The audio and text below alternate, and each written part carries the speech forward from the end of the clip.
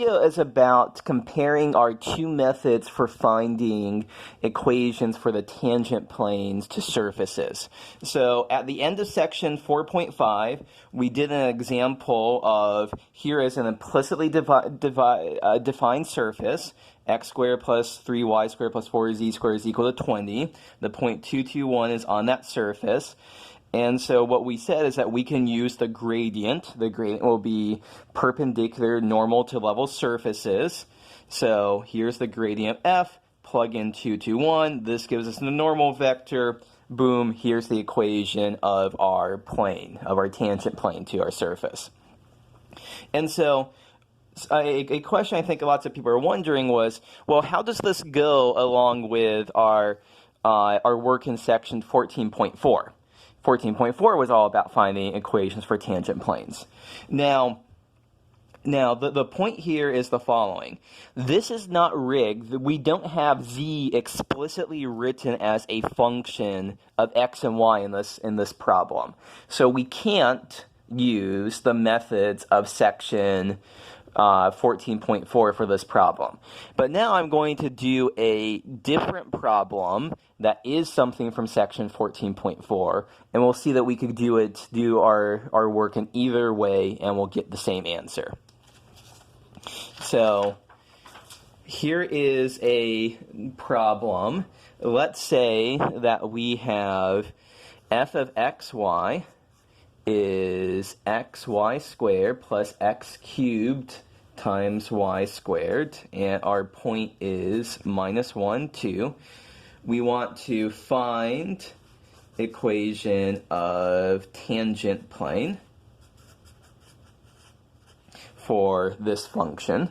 Of course, implicitly, that's equal to z here. That's implied that we have that going on here. So, and let's do 14.4 methods first. We know that we need the x derivative. The x partial derivative of f is y squared plus 3x squared y squared. The y partial derivative is going to be 2xy plus 2x cubed y. And now we have to plug in 1, 2 into each of those. So the x derivative, the x partial derivative evaluate at 1, 2, minus 1, 2 is going to be, let's see, 4 plus 3 times minus 1 squared times 4 is 12, so 16. And the y partial derivative, evaluate at minus 1, 2, is 2 times minus 1 times 2, plus 2 times minus 1 cubed times 2. And so that is minus 4 is minus 8. And then also, don't forget we need f of minus 1, 2 is, plug in minus 1, 2 up here, minus 1 times 2 squared plus minus 1 cubed times 2 squared. I think once again we get minus 8 for our answer. So our tangent plane equation is z is equal to f of minus 1, 2 is minus 8 plus the x derivative at minus 1, 2, 16 times x minus 1 is an x plus 1. Then minus 8 times y minus 2. So that is our equation of the tangent plane. This is just review from section 14.4. Nothing new is going on here. Now let's do this problem using section 14.5 methods. So if we want to do this problem using section 14.5 methods, so we originally had xy squared plus x cubed y squared is equal to z. Let's rearrange this so we have xy squared plus x cubed y squared minus z is equal to 0. And this is going to be a new function of 3 variables. F of xyz is xy squared plus x cubed y times, x cubed y squared minus z is equal to 0. So we are going to take the gradient of our f. So gradient of f is, the x derivative is going to be y squared plus 3x squared y squared.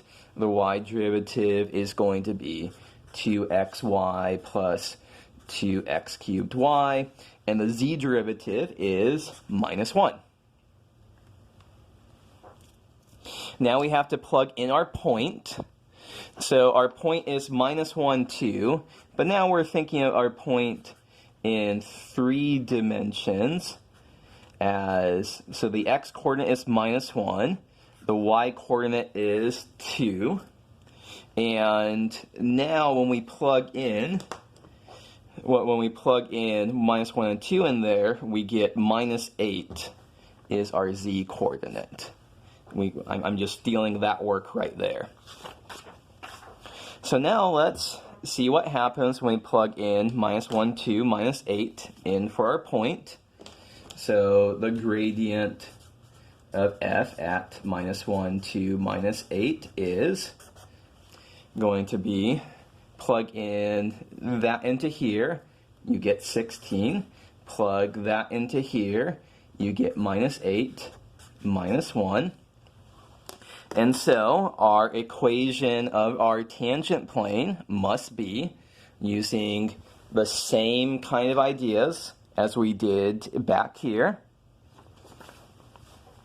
the equation is going to be 16 times x minus 1 is x plus 1, minus 8 times y minus 2, and then minus 1 times z minus 8 is a z plus 8 is equal to 0.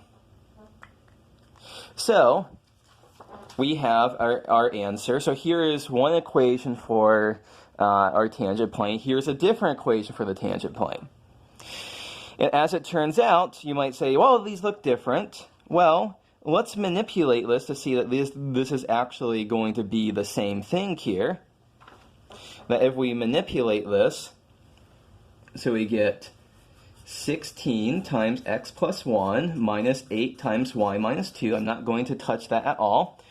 And then this is minus z minus 8 here. I'm going to move the minus z to the other side to become a plus z. And then this minus 8 I'm just going to write out front here.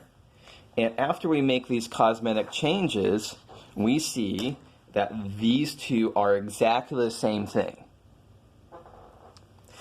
So moral of the story is that our method in section 14.5 will always give us the right answer.